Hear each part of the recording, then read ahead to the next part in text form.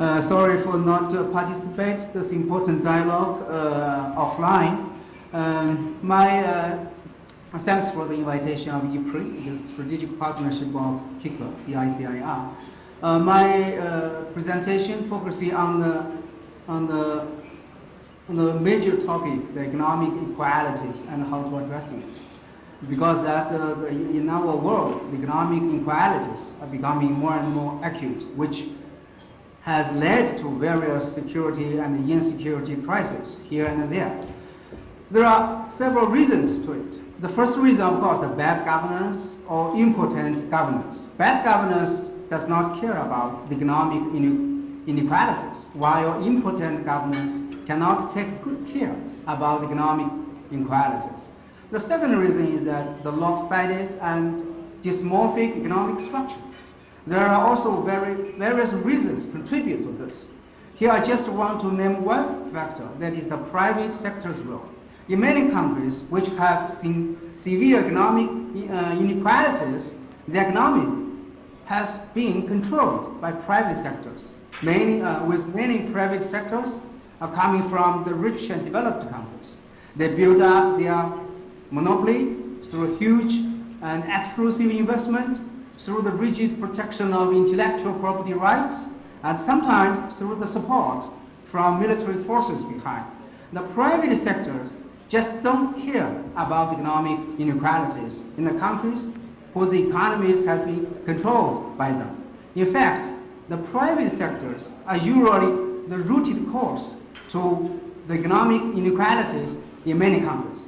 The vivid example here is the United Fruit Company, supported by American military forces, has controlled nearly all the Central American countries through the monopolized plantation, production, and marketization of bananas. It is in this sense, so the Central American countries are also called banana countries, since that the private sector do not care about the economic inequalities in those banana countries.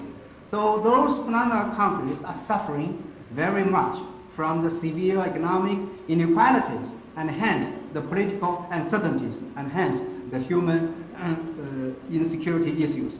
The third reason, the rich hoards everything, while the poor has no access or have much less access to developmental resources, with financial resources in particular.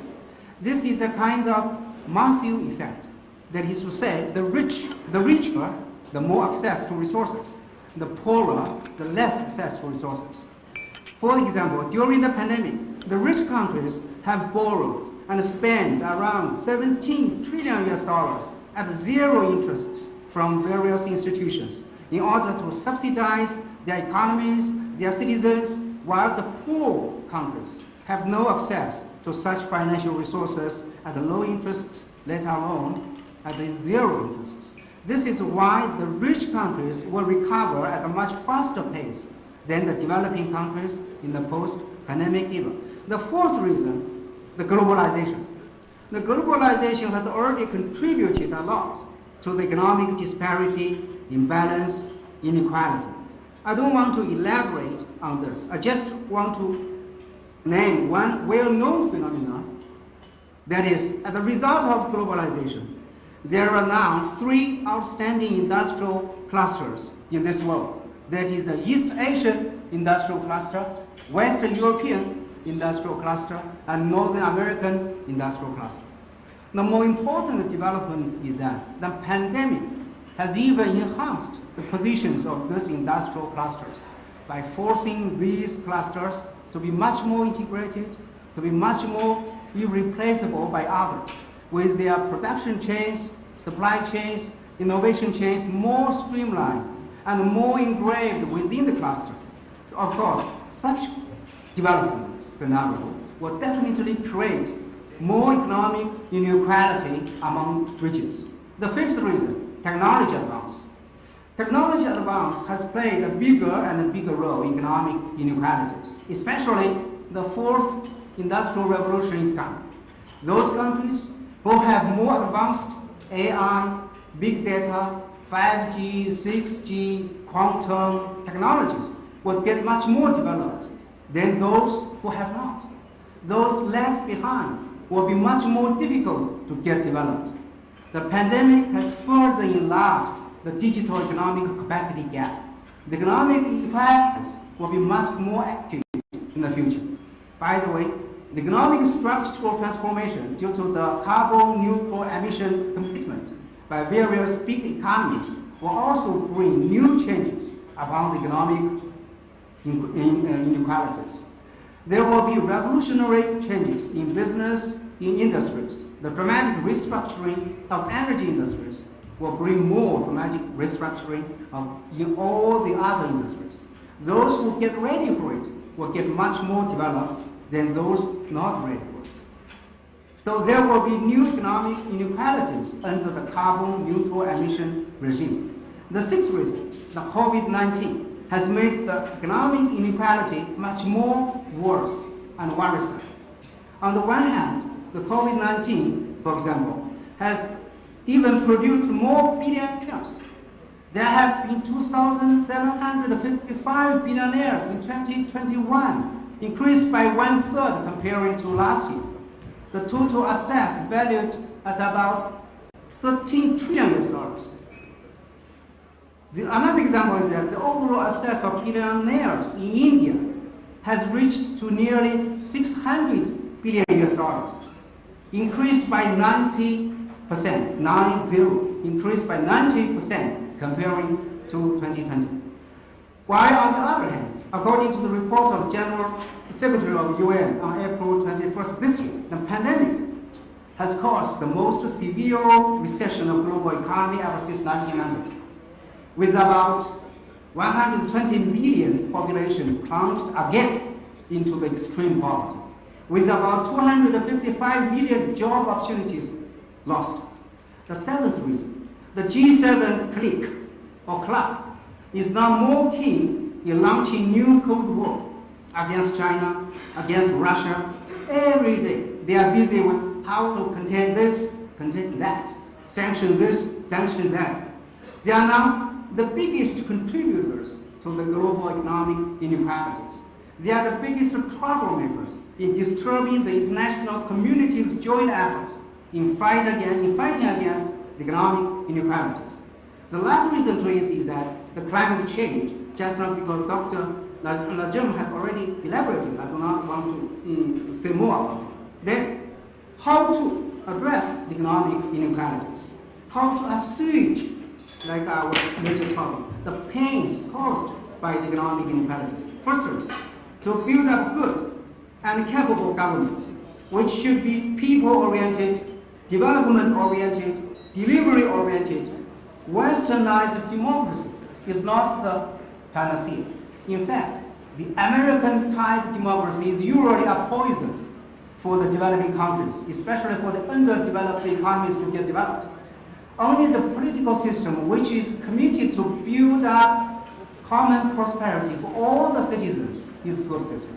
Without the people-oriented, development-oriented, delivery-oriented governments there will be no way in addressing economic inequalities with success. Secondly, to restart the business through vaccine assistance. There should be more vaccinated assistance provided freely by advanced or rich countries to poor countries, to enable them to control the pandemic first, and then to enable them to restart their business as soon as possible. Thirdly, there should be policies to encourage the rich people and the rich countries to do more contributions in addressing the economic inequalities. The richer, the bigger responsibilities. So to tax the rich. So to make the G7 and other rich economies to contribute more. Lip services don't work here. Here is some examples for them to do. For the big guys, the rich guys to do. To reduce or delay the payback, or simply just cancel the heavy debts of the poor countries. To provide more public goods. The rich economies and the big economies should supply more public goods. Better, of course, under the UN framework, like building up emergency materials reservation system, like the national food system passports, something like China and South Asia emergency supplies reservation just build up. And also something like the poverty reduction and developmental cooperation institutions. That is to help the weak countries in tackling the acute economic inequalities. And also more access to their markets. The developed ones, the big economies, can also open as wide as possible to those markets, of the poor countries, to their goods, to their services at nearly free, duty-free duties. The most important matter, of course, is to make the poor countries, weak economies, more accessible to financial resources at zero interest. Fourthly, the major powers should not waste their resources in launching new Cold War and in lubricating the war machines. They should sit down together to take more collective responsibilities in helping those weak economies to develop their various capacities with production capacity, transportation capacity, marketization capacity, digitalization capacity in particular. That is to say that to address the capacity inequalities, only when a country gets developed, then its people, its citizens will be more likely to get developed equally. In this regard, BRI, initiated by China, has been playing the right role. And now we have the US initiative, Build Back Better World, with US commitment publicly, they would like to input $40 trillion. And also now we have the European ones, Global Gateway, also with European commitment to input 300 billion euro. They are wonderful initiatives. If they can coordinate with each in addressing the above mentioned capacity inequalities, they will make a great contributions in fighting against the economic inequalities. Therefore, these initiatives should not be politicalized, should not enter into vicious competition, should not replace each other. They're just like Professor Agil Malik mentioned, should avoid connectivity conflicts, like what the US and the EU governments are doing now. These three ground initiatives can really be complementary with each other in the form of PPP, that is a public-private partnership. China's public sectors, hand in hand with the Western private sectors, together make a great change. Remember, only the private sectors cannot be trusted. Only the private sectors cannot be depended upon, since they will not care about that much the economic inequalities. Generally, the private sectors are much more greedy, much more selfish than the public sectors. Finally, 6, cultivate and promote the financial environment for micro, small, medium enterprises. Help them to acquire funding, knowledge at a reasonable cost, at an affordable cost. An economy with much advanced and much extensive micro, small, and medium enterprises networks will be free of economic inequalities. I'll just stop here. Thank you. Thanks for your patience.